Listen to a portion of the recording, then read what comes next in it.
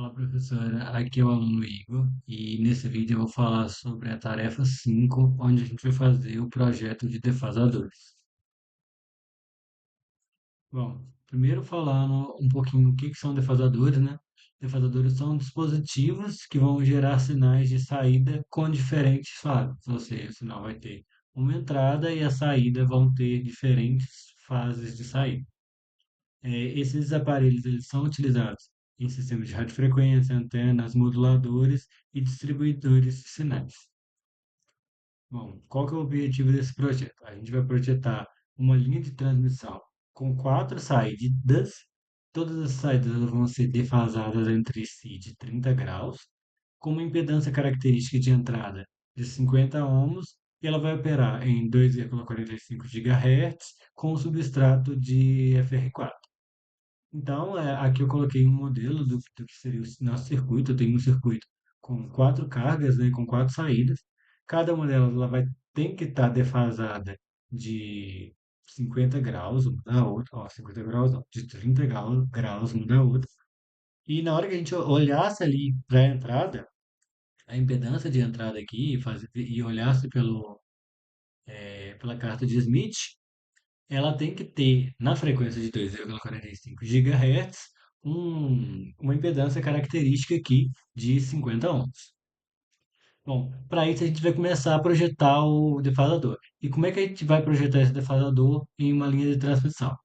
Nas linhas de transmissões, o atraso de fase vai depender do comprimento físico da linha.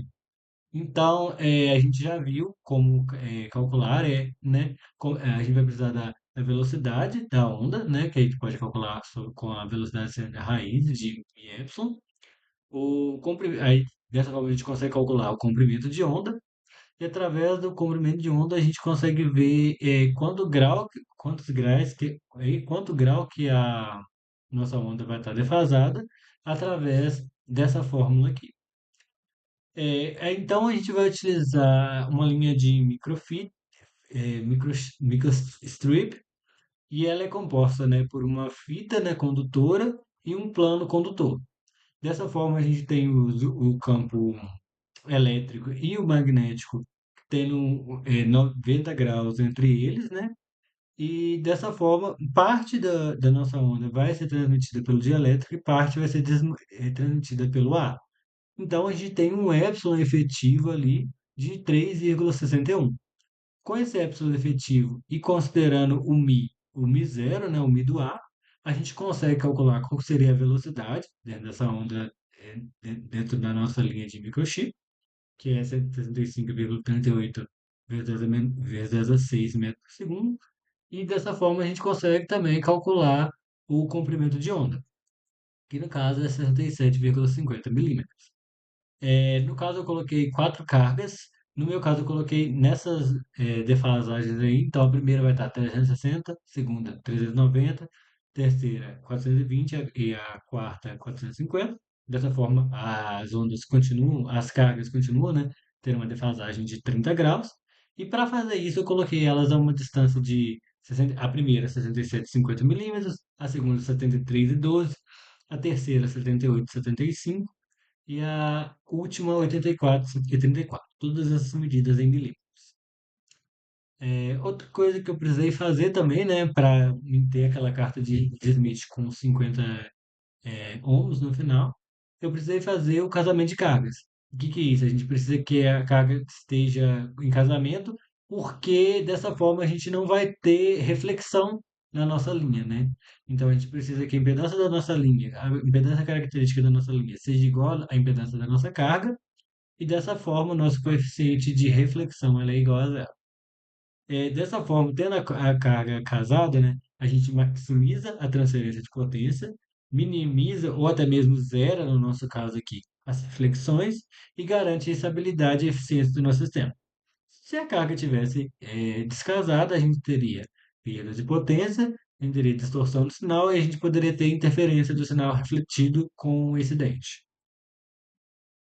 Além disso, outra ferramenta que eu utilizei foi o transformador de quarto de onda, que é um transformador, né, é um pedacinho de linha, para falar a verdade, com um comprimento de onda guiada dividido por 4 e ele vai ser utilizado para casar a carga com a linha.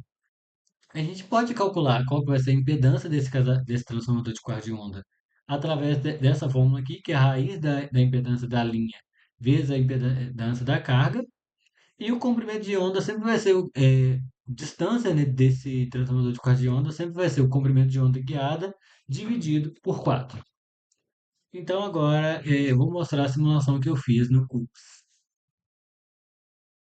Bom, professora, então estou aqui na simulação no CUPS.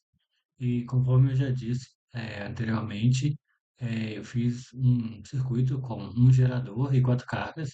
Primeira carga 360, 390, 420, 450. E se a gente fizer a simulação no tempo dessa carga, a gente pode ver que as cargas realmente elas estão defasadas de 30 graus.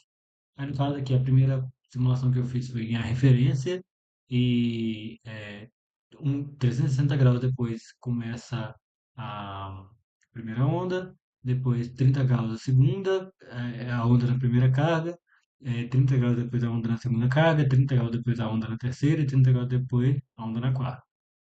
Dessa forma, a gente pode observar que a onda na carga ela sim está defasada de 30 graus e quase não há perdas, né, na onda. A amplitude se mantém constante por toda ela.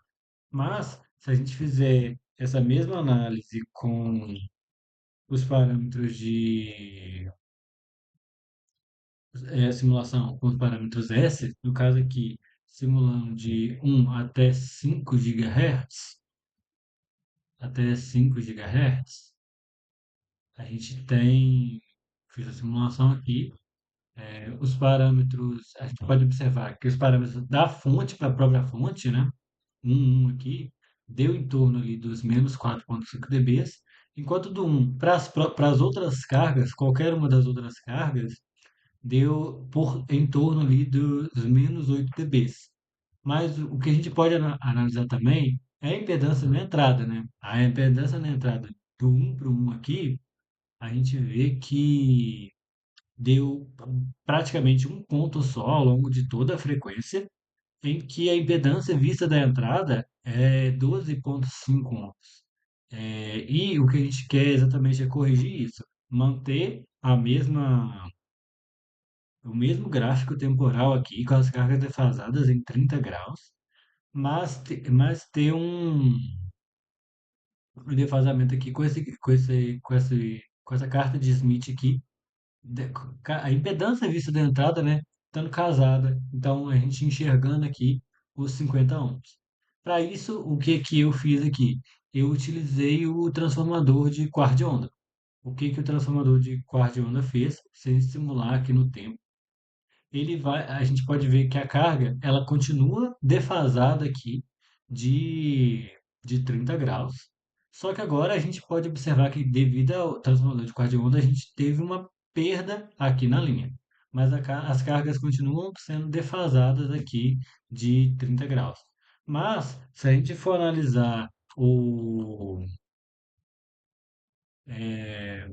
análise em parâmetro S, aqui ó, de 1 a 5 GHz, igual eu analisei na outra, a gente consegue observar que na frequência de aproximadamente 2,45 Hz aqui, a gente tem na entrada aqui a nossa maior magnitude. Aqui no nosso caso deu uma frequência a nossa maior magnitude deu uma frequência próxima de 2,31 GHz, mas na frequência de 2,45 GHz deu menos 23 dBs de magnitude. Mas na frequência também de na frequência de 2,45 GHz, a gente vê que a impedância vista pela entrada é próxima dos 50 ohms que a gente estava buscando, né, para casar essa impedância. Então a gente tem aqui uma impedância de 48 no ângulo de menos 7. A gente conseguiu casar a impedância da maneira que a gente esperava. O que que foi feito aqui para a gente casar essa impedância? Eu utilizei transformador de quarto de onda, de forma que a impedância aqui era 50 ohms E a impedância aqui também era